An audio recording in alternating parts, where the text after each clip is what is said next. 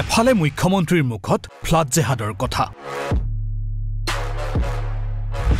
আনফালে প্ৰভাৱশালী মন্ত্ৰীৰ পুত্ৰৰ অবাধ নিৰ্মাণত নাই কোনো বাধা। আইন ৰক্ষাকাৰী পিতৃৰ আইন ভংগকাৰী পুত্ৰ,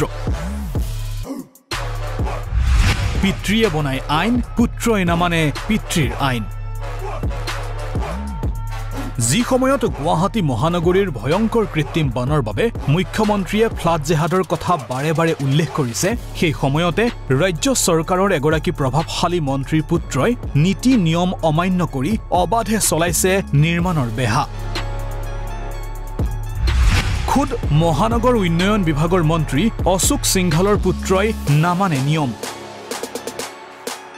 মহানগৰীৰ যতে ততে নিয়ম নীতি ভংগ কৰি মন্ত্ৰী পুত্ৰই চলাইছে অবাধ নিৰ্মাণ। আসাম পাব্লিক ৱৰ্কছে পোহৰলৈ আনিলে মন্ত্ৰী পুত্ৰৰ প্ৰতিষ্ঠান প্ৰত্যেক গ্ৰুপৰ ভয়ংকৰ তথ্য।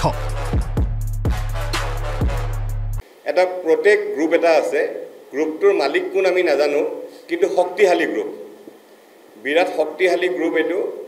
তেওঁলোকে 25-30 ঠাইত কনষ্ট্ৰাকশ্যনৰ কাম চলি আছে। তেওঁলোকৰ 20 তলা 30 তলা বিল্ডিং বনায়। আপোনাৰ এটা পেপাৰ কাটিং দেখাই দিওঁ। মন্ত্ৰী পুত্ৰৰ এপাৰ্টমেণ্টত নিৰ্মাণৰ পণবন্দী জনকপুৰ ভগদত্তপুৰ ৰাইজ। মানুহ ফ্লেটৰ সন্মুখত ধৰ্ণা দিবলৈ আহিব লগা হ'ল। আজি জনকপুৰবাসীয়ে স্থানীয় বিধায়ক অতুল বৰা ডাঙৰীয়াক লগ কৰিলে। অতুল বৰা ডাঙৰীয়াক লগ কৰিলে 26/6/2024 প্ৰত্যেকৰ কথা কৈ। অতুল বৰা ডাঙৰীয়াই এটা নোট লিখি দিলে, মাননীয় মুখ্যমন্ত্ৰী মহোদয় অসম, ৰাইজৰ আবেদন পঢ়ি চালে সুখী হ'ম।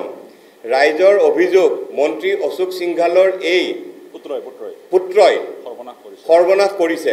অঞ্চলটোৰ 10-12 তলা বিল্ডিং বনাই স্থানীয় ৰাইজক বহুত অশান্তিত পেলাইছে। অশোক সিংঘালৰ পুত্ৰই কৰা বুলি অতুল বৰা ডাঙৰীয়া MLA অতুল বৰা ডাঙৰীয়াই মুখ্যমন্ত্ৰী ডাঙৰীয়ালৈ লিখি পঠাইছে। এইটো লিখিলে 26/6, আজিলৈ একো ব্যৱস্থা নহ'ল। মন্ত্ৰী অশোক সিংঘালৰ পুত্ৰৰ প্ৰতিষ্ঠান প্ৰত্যেক গ্ৰুপে মহানগৰীৰ বিভিন্ন স্থানত চলাই আছে নিৰ্মাণ কাৰ্য। কিন্তু মুখ্যমন্ত্ৰীয়ে কোৱাৰ দৰে সঁচাকৈ যদি ফ্লাড জেহাদ হৈছে, তেনেহ'লে সেয়া কেৱল USTMে কৰা নাই। মহানগৰীত USTMতকৈ বেছি ফ্লাড জেহাদ কৰিছে প্ৰত্যেক গ্ৰুপে। মুখ্যমন্ত্ৰী ডাঙৰীয়াই প্ৰথম ক'লে পাহাৰ, তাৰপিছত ক'লে শিলহাকু, হঠাৎ এতিয়া USTMৰ কথা ক'লে। কিন্তু আচলতে প্ৰত্যেকক প্ৰটেকশ্যন দিবলৈহে USTMৰ কথা কৈছে। ইয়াতে আমি দুটা কাৰণ দেখিছোঁ। প্ৰথম কথা, USTMত আমি যিহেতু ভিতৰত সোমোৱা নাই, দেখা নাই, বিশেষ আমি USTMৰ বিষয়ে বেছি ক'ব নোৱাৰিম। এনেই USTMে যদি ফ্লাড জেহাদ কৰিছে, প্ৰত্যেক গ্ৰুপে তাতকৈ বেছি ফ্লাড জেহাদ কৰিছে। ডাঙৰ ডাঙৰ গাড়ী সোমাই, ডাম্পাৰ সোমাই, ৰাস্তা ভাঙি দিছে, ৰাস্তা নালা সমান। 350 ফেমিলি যেতিয়া আপুনি সোমাইছে, ফ্লেটটোত সোমাইছে, কোটি টকা লৈ পেলাই ফ্লেট কিনিছে, সেই মানুহখিনিও কিন্তু বাহিৰত ওলাব নোৱাৰে। কাৰণ বৰষুণ দিয়াৰ লগে লগে কোটি টকাৰ ফ্লেট কিনিলে কিডাল হ'ব, বাহিৰত এক কঁকাল পানী। এই গোটেইখিনি কথা মুখ্যমন্ত্ৰী ডাঙৰীয়ে জানে, কাৰণ স্থানীয় বিধায়কে কৈছে, অতুল বৰা ডাঙৰীয়ে কৈছে, তথাপিও একো ব্যৱস্থা নলয়। মহানগৰীৰ কৃত্ৰিম বানৰ বাবে মুখ্যমন্ত্ৰীয়ে দোষাৰোপ কৰিছিল USTMক।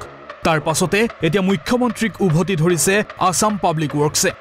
APWৰ সভাপতি অভিজিৎ শৰ্মাৰ অভিযোগ, গুৱাহাটীৰ উন্নয়নৰ নামত নিজৰ ব্যৱসায়িক সাম্ৰাজ্য বৃদ্ধি কৰা মন্ত্ৰী অশোক সিংঘালৰ পুত্ৰৰ প্ৰতিষ্ঠানৰ অনিয়ম মুখ্যমন্ত্ৰীৰ চকুত পৰিবনে? অশোক সিংঘাল আৰু প্ৰত্যেকৰ মালিকক বচাবলৈ USTMৰ বিষয়টো আনা বুলি আমাৰ সন্দেহ হয়। যদি USTMে পাহাৰ কাটিছে, তেতিয়াহ'লে মাণ্ডাকাটা পাহাৰৰ কি হ'ব? চাংচাৰী ফালতো পানী হ'ব দুদিন পিছত। আমি যদি বাহেতা চাৰিআলি ফালে যাওঁ, ৰাইট ছাইডৰ পাহাৰ দেখোন গোটেই কাটা শেষ, পাহাৰ নায়েই তাতে। সেই পাহাৰবিলাকৰ মাটিবিলাকতো হ'ব। ব্ৰিজবিলাক বনাই আছে, ব্ৰিজতো মাটি আনি আছে, পাহাৰে কাটি আছে। এতিয়া আৰু মানুহক বুৰ্বক বনাই ইছ্যু ডাইভাৰ্ট কৰি আৰু নোৱাৰিব চাগে, আৰু চাওক কেনেদৰে পদপথ দখল কৰি প্ৰত্যেক গ্ৰুপে চলাইছে নিৰ্মাণ কাৰ্য।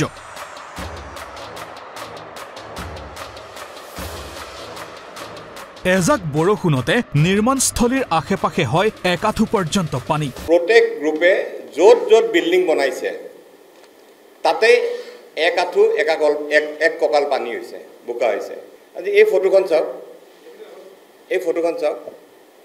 এই ফটোখনৰ এইটো প্ৰত্যেক বিল্ডিং দেই, এইটো হ'ল কাহিলীৰ পৰা জনকপুৰৰ প্ৰত্যেক বিল্ডিং।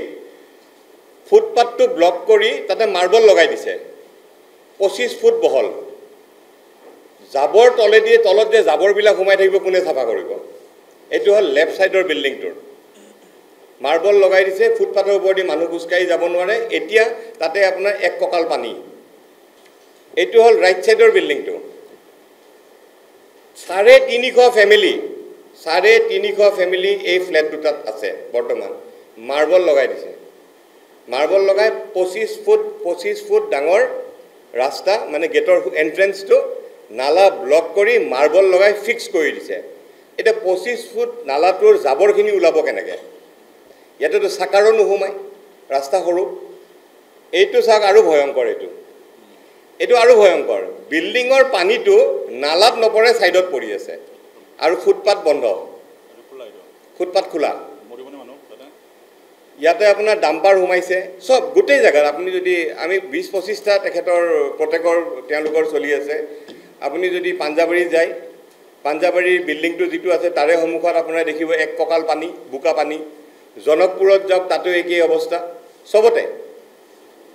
এইটো হ'ল GMCৰ জাবৰ নিবলৈ আহে, বিল্ডিঙৰ গোটেই জাবৰ পেলাইছে সন্মুখৰ খালী প্লটটোত। এইবিলাক হ'ল প্ৰত্যেকৰ কাৰবাৰ। এতিয়া কথাটো হ'ল, অশোক সিংঘল ডাঙৰীয়া যেতিয়া মন্ত্ৰী হ'ব তেতিয়া এনেকুৱা অৱস্থা হ'বই। বেপাৰী মন্ত্ৰী হ'লে এইটো হ'বই। কেৱল সেয়াই নহয়, অভিজিৎ শৰ্মাৰ অভিযোগ মতে অশোক সিংঘলৰ পুত্ৰৰ প্ৰতিষ্ঠানৰ নিৰ্মাণস্থলীত ব্যৱহাৰ কৰা হয় চৰকাৰী গাড়ী। পিতৃৰ আশীৰ্বাদত GMCৰ বাহন ব্যৱহাৰ কৰে প্ৰত্যেক গ্ৰুপে। এই প্ৰত্যেক বিল্ডিংটো কিয় ইমান শক্তিশালী কওঁ, আমাৰ হাতত ভিডিঅ' ফুটেজ আছে আৰু ফটো আছে। GMCৰ গাড়ী কনষ্ট্ৰাকশ্যনৰ ছাইটত সোমায়, যেতিয়া পাইলিং কৰে একদম তলৰ পৰা এটা মাটি ওলায়, মাটিটোৰ নামটো কি বা হ'ব, এটা একদম তলৰ বহুত তলৰ পৰা এটা মাটি ওলায়, আৰু সেই মাটিটো পেলাব লাগে।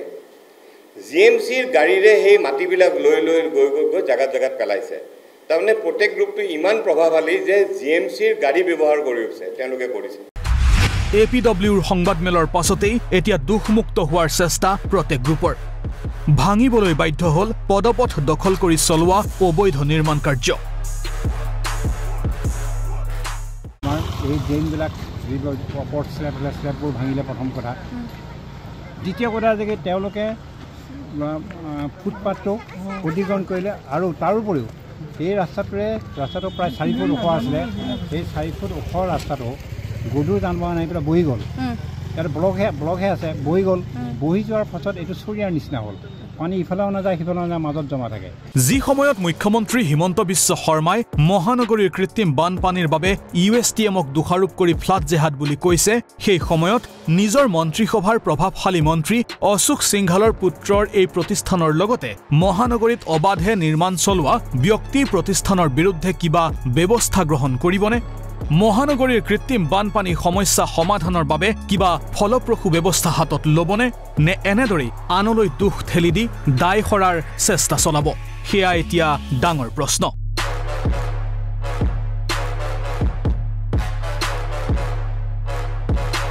নিউজ ডেস্ক ৰিপৰ্ট, ঈশান নিউজ।